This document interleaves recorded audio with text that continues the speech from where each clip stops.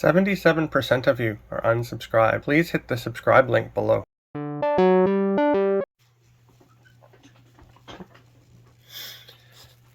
So this is a new type of segment that I'm going to do on here. We're going to try this out. This one is called a book review. This is a book review on Scary God. This is part one of many because I'm only partway through the book. So, Scary God is a autobiography by Mattie Montgomery. You may know him from his experience in being in a famous Christian rock band.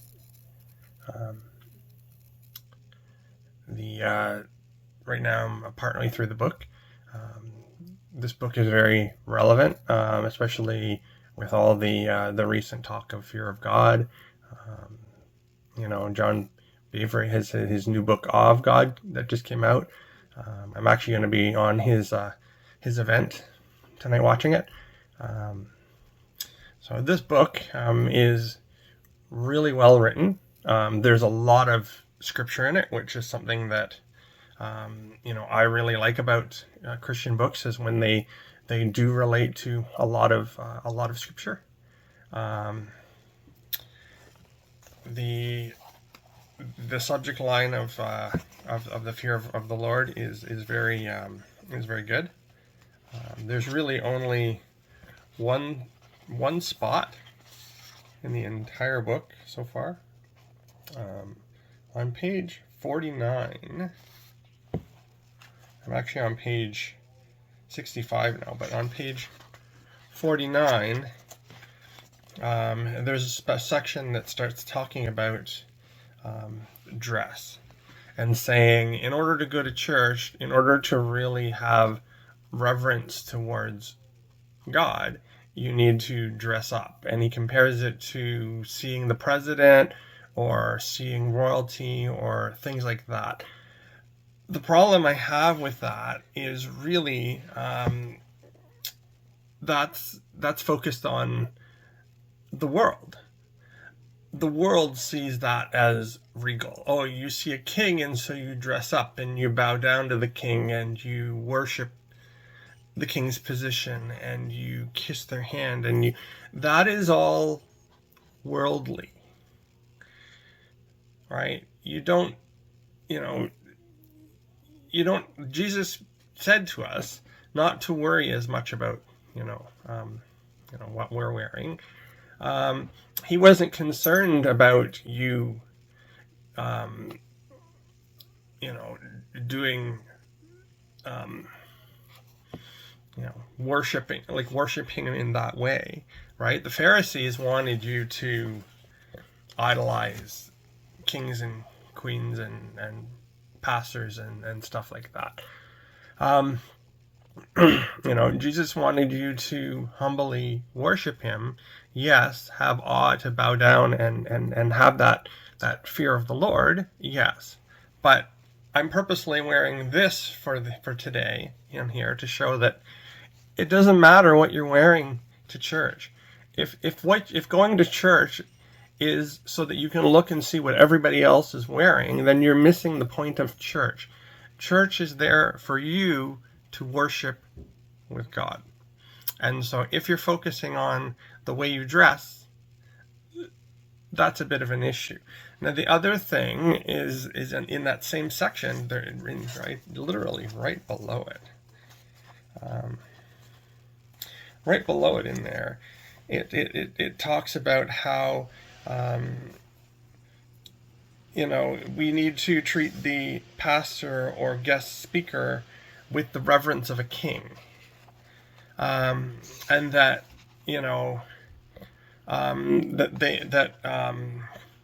in many churches it's treated like a CEO and a shareholder, and that if a pastor messes up, we should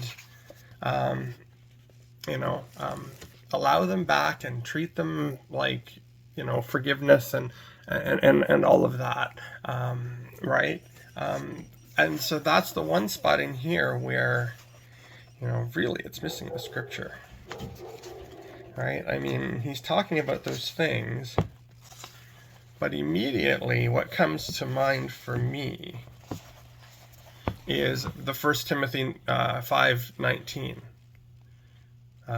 to 25, where it says that pastors need to be much more accountable than ordinary people because they are the leader of the flock.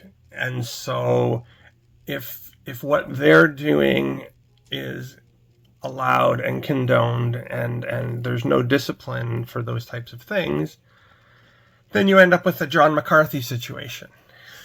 Now, I don't know how much of you guys have known about what's happening with John McCarthy and his church, but he's the leader of the church, and instead of the elders being able to say, hey, John McCarthy, this is wrong, we need to do something about this, John McCarthy was able to say to the elder, this is the way we're doing things, and if you don't like it, get lost, right? That's a problem. That's not biblical, right? And so if we're with John MacArthur, the problem was his church was having women go back to their abusive husbands because of the church's opinion on submission, saying, well, he apologized, so go back.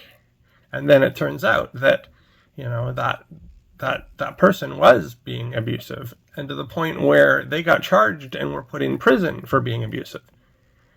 And what happened? The church helped that guy out with the church ministry and gave him supplies for a church ministry and helped him out with the church ministry while he was in prison for abusing his spouse and the kids.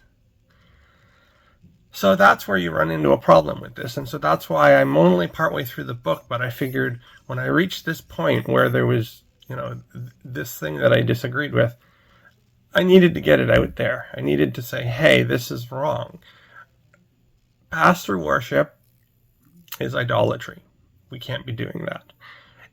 If we're going to church and we're dressing up because, because we're all worried about all of that stuff, that's a problem, because now you're treating your clothes that you're wearing as that idol. You're like, I have to be dressed this way or I can't worship God. I can worship God like this. I can lay naked in my bed and worship God. I can worship him on the toilet. I can be sitting there, and if I feel like praying, I'll pray. If I want to worship in the bathtub, I can do that. If I want to, if I'm driving the car and I want to pray, I won't close my eyes because I need to be able to see where I'm going. But, that's a place you can pray.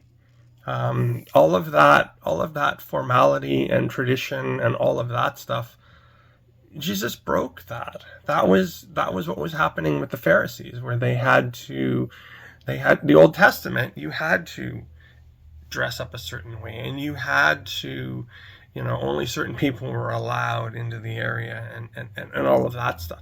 But under the new covenant, you can worship with and commune with God anytime you want, anywhere you want.